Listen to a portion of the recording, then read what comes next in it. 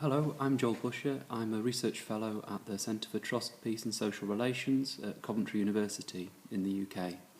What I'm going to talk about today are people's journeys through what I will describe as anti-minority activism.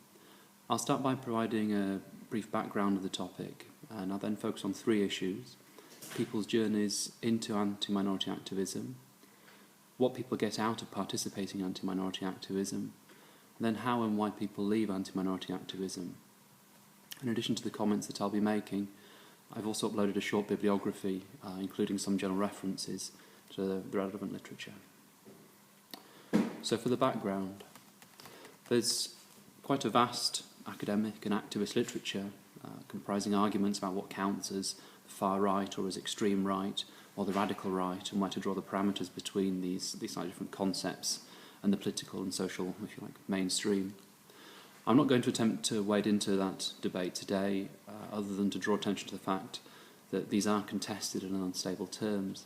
This has particularly been the case with the emergence of what is often referred to as new right movements from the 1970s onwards, where biological racism waned and greater emphasis has been placed on perceived cultural differences between indigenous populations and those with immigrant heritage of one sort or another.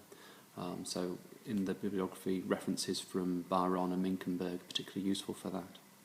What I also want to draw attention to is the fact that within what we might loosely call the far right, we find an assortment of different types of organisations and groups. So we find political parties, social movement organisations, or pressure groups. Some of those have formal, i.e. sort of paid up and registered memberships. We also find less formalised groups.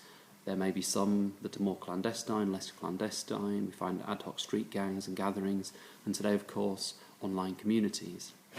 This constellation of groups and their relationships to one another changes over time. Sometimes those involved in more informal and perhaps clandestine groups go on to seek political power through formal electoral mechanisms, but often they don't. Similarly, clandestine or direct action groups may be closely affiliated with formal political organisations, but there might also be splinter groups from more formalised groups in de facto competition with more formalised groups. So, as I say, the relationship between these different types of groups can change a lot over time. Being aware of this range of different types of organisations is important for our understanding of the groups, how they operate and the strategies that they develop. It's also important for our understanding of activists and the experience of activists themselves, how they become involved, what the allure of participation is for different people. And we must be careful about generalising across the full gamut of far-right organisations. In the remainder of the presentation, I'm going to discuss journeys through anti-minority activism. My discussion draws primarily on my own research on activism in the UK anti-Muslim protest movement. So during 2011 and 12, I spent 16 months carrying out overt ethnographic research on activism at the grassroots of the English Defence League. I attended demonstrations, meetings, social events and so forth with activists. I carried out one-to-one interviews with the activists I got to know. I observed interactions as they took place online and generally spent time hanging out with a number of people involved in the EDL at that time. A full discussion of this research can be found in a forthcoming monograph of mine with Routledge called The Making of Anti-Muslim Protest, Grassroots Activism in the English Defence League. So, on to the first topic, people's journeys into anti-minority activism. When I started giving presentations about the research that I was undertaking on EDL activists, one of the first questions people usually asked me was, why do people get involved? And it's an obvious and a much asked question. In fact, there's a substantial literature dedicated to explaining patterns of support for far-right groups. Early theories, influenced by elements of psychoanalysis, centred on particular character traits and, if you like, deficiencies. Adorno, for example, argues that support for the far right is associated with authoritarian personalities. Such theories lost traction, however, not least because critics observe that there are plenty of authoritarian personalities in a whole host of social movements, including in anti-racist movements. Instead, what are often referred to as breakdown theories came to prominence, theories that emphasise how far-right mobilisations emerge as a result of perceptions and fears about the breakdown of and loss of one's position in social and economic order, with the so-called losers of modernisation, the independent, skilled, working class and lower middle class, considered to be particularly vulnerable to such anxieties. There are, however, a number of reasons why do they get involved question remains surprisingly difficult to answer. The first of these is that once one starts speaking with individual activists, it becomes apparent that there are multiple different routes into anti-minority or far-right activism. If you look, for example, at the work of Bert Clandemans and his colleagues on the extreme right-wing activism, Matthew Goodwin's work on the British National Party, my own research on EDL activism, we all describe a number of different routes that people have taken into the kinds of groups that we've studied. So in the case of the EDL, for example, I describe 6 broadly conceived, albeit sometimes overlapping, routes into EDL activism. One through football hooliganism, another through smaller self-identifying patriotic groups that predated the EDL, another through the conventional far right, so through the British National Party, National Front and so forth, another through the emergent counter-jihad movement, those who came to the EDL having previously participated in some form of radical politics not associated with the far right, or with nationalistic causes. So, for example, I met a number of activists who had previously been involved in radical left-wing movements a number of years earlier. These I refer to as swervies. And also people who came to EDL activism having no prior involvement either in any form of radical political activism or with football hooliganism. People who I refer to as converts, following the terminology of Bert Clandemans and colleagues. The explanations that people offered about how and why they became involved with the EDL varied across these different routes into the movement. So, for example, converts, it was often friends and family who introduced them to the group. For those already involved with patriotic, counter-jihad or far-right activism, the EDL was often described as seeming like an opportunity to exercise some influence as the only people doing something and so forth. So, where there is clearly more than one main path of attraction to a group, to a set of political groups, there's a good reason for us to be cautious about claims that emphasise one particular reason above all others. A second issue is that there are, of course, a number of common themes that emerge when we look at people's journeys into anti-minority activism. For example, the prominence of family friendship networks that facilitate initial contacts, prior feelings that society was not going in the direction they would like it to be, sometimes other compounding factors that might make people vulnerable, so personal crises at the time when they became involved, going through periods of transition in their lives and so forth. However, there are also many thousands of people to whom those factors, if you like, could be said to apply, who never consider becoming involved with far-right or anti-minority groups.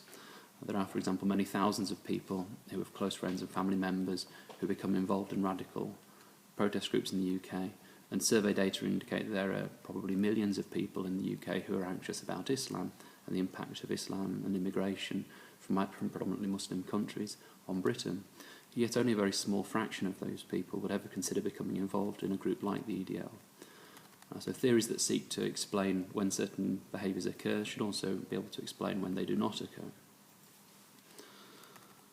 The third issue is that, in reality, few, if any, people who go on to become activists make a one-off decision to join.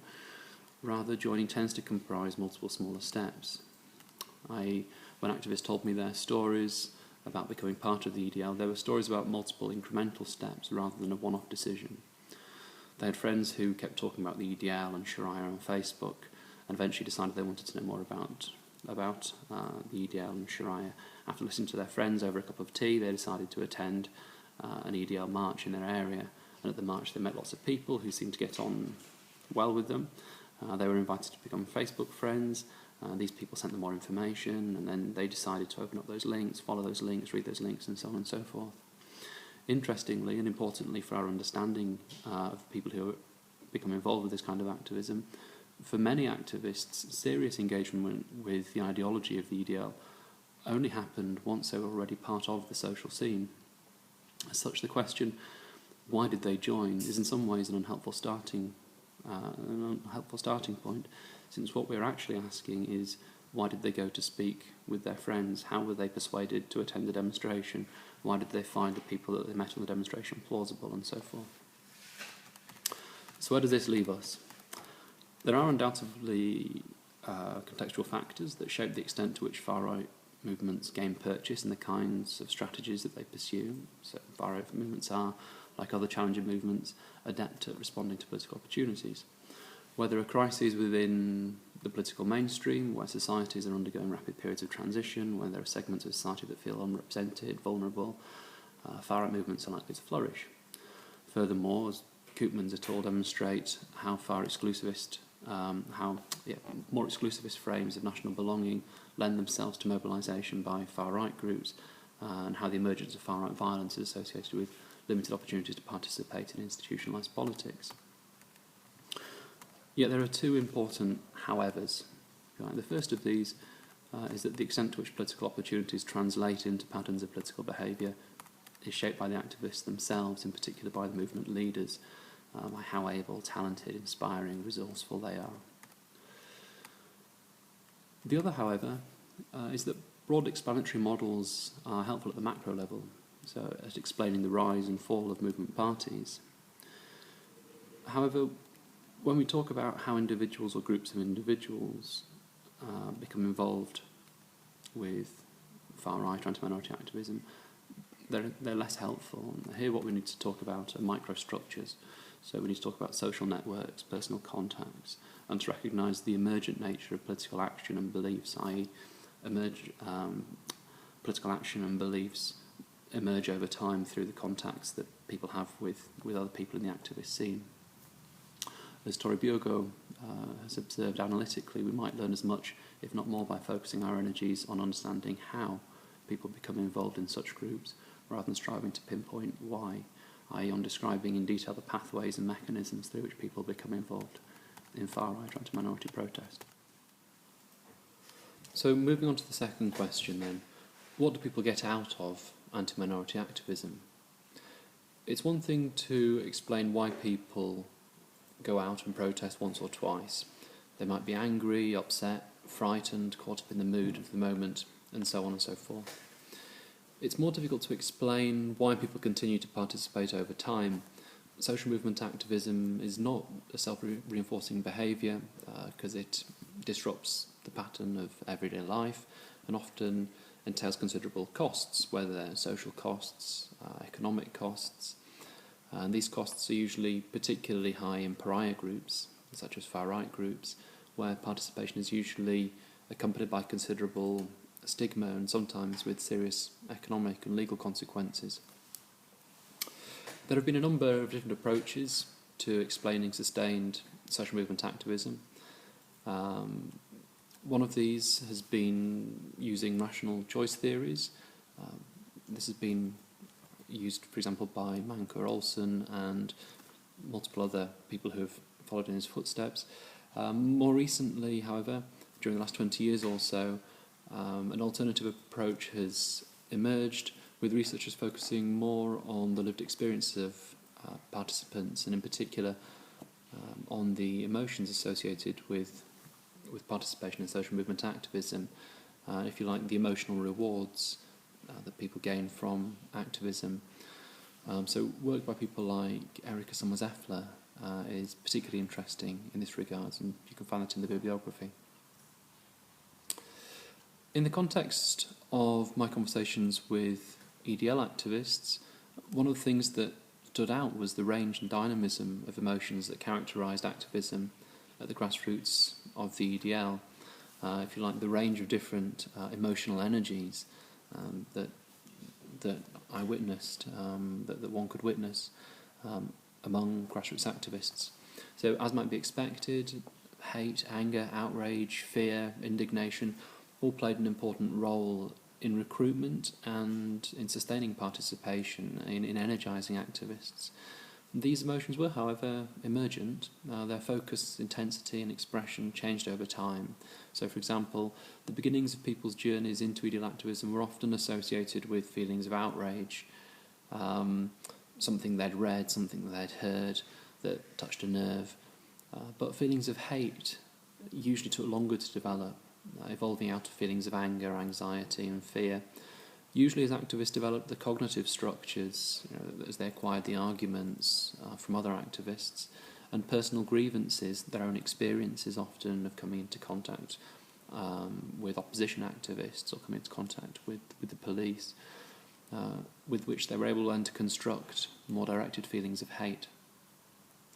Furthermore, participation in ideal activism also generated positive emotions for activists, in keeping with accounts of activism and other far-right or anti-minority protest movements, protest groups.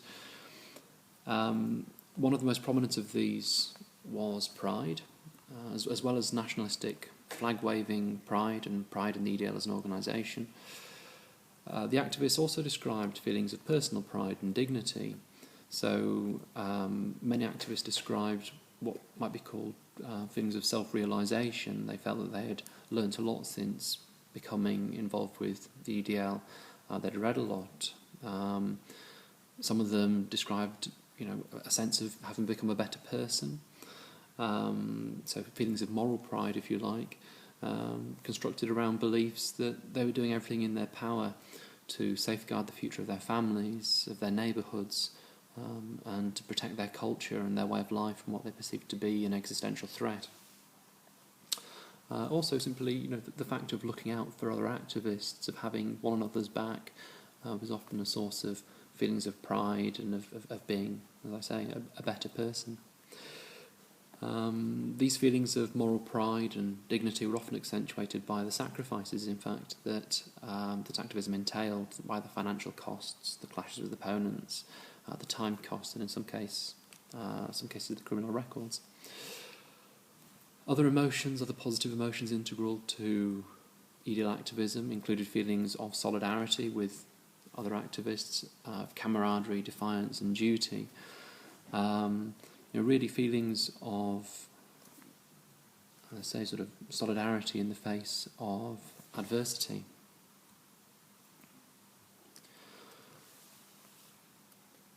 These emotions and the achievement of these emotions were crucial to maintaining participation over time, this emotional energy.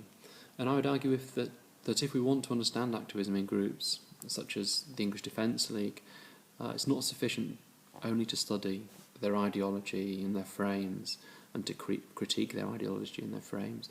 We must also understand what they get out of activism at a personal level, and this includes what I would call the emotional alchemy of protest.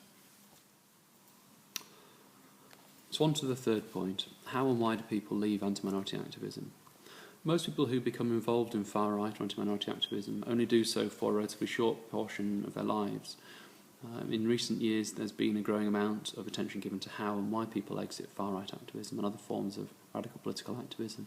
So see, for example, the collected edition by Biogo and Horgan. Much of what we've learnt about how people leave these types of groups has come through the experience of organisations dedicated to helping people to exit far-right groups, such as Exit Sweden, Exit Germany, or in the USA, Life After Hate.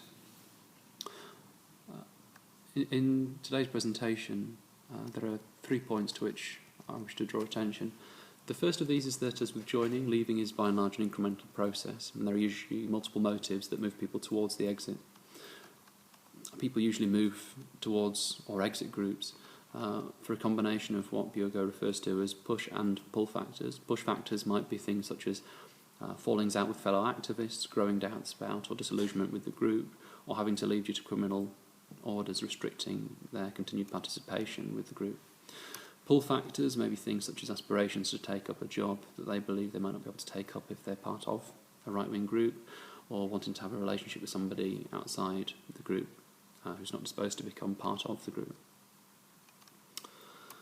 And it's, as I say, usually a combination both of push and pull factors that lead to people leaving far-right or anti-minority groups. The second point is that there's an important difference to note between what John Horgan describes as physical and ideological disengagement, i.e. disengaging from participation in group activities and disengaging from the beliefs associated with the group. As with joining the movement, there is often, although not always, a lag time between one and the other.